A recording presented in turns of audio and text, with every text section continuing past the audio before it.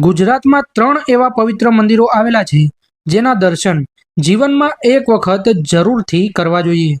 એવા પવિત્ર સ્થળ જ્યાં ફક્ત દર્શન માત્રથી જ માણસનું નસીબ બદલાઈ શકે છે। ગુજરાતમાં આવેલું આ પ્રથમ સ્થળ છે દ્વારકા। દ્વારકા એટલે ભગવાન શ્રી કૃષ્ણની નગરી। દ્વારકા એક સમયનું વાસ્તવિક અને સમૃદ્ધિ ધરાવતું નગર હતું જે ભગવાન કૃષ્ણના મૃત્યુ બાદ સમુદ્રમાં ડૂબી ગયું હતું, જેના અવશેષો આજે પણ સમુદ્રની નીચે જોવા મળે છે।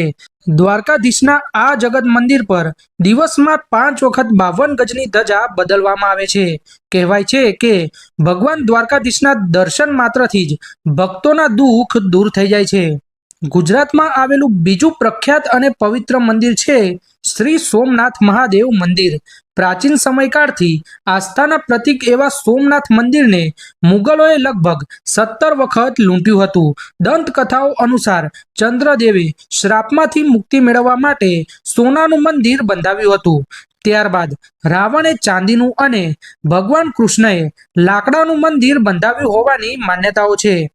આધુનિક યુગમાં અનેક મુસ્લિમ આક્રમણો બાદ સરદાર વલ્લભભાઈ પટેલના પ્રયાસોથી 1947માં આ મંદિરનું પુનઃનિર્માણ શરૂ કરવામાં આવ્યું હતું અને વર્ષ 1951માં આ મંદિરમાં જ્યોતિર્લિંગની પ્રતિષ્ઠા કરવામાં આવી હતી અને આ છે ભારતમાં સ્થિત 12 જ્યોતિર્લિંગોમાંથી પ્રથમ જ્યોતિર્લિંગ। ગુજરાતમાં સ્થિત ત્રીજું પવિત્ર અને આસ્થાનું કેન્દ્ર ગણાતું બનાસકાંઠામાં સ્થિત અંબાજી શક્તિપીઠ મંદિર। કહેવાય છે કે આ સ્થળે સતી માતાનું હૃદય પડ્યું હતું।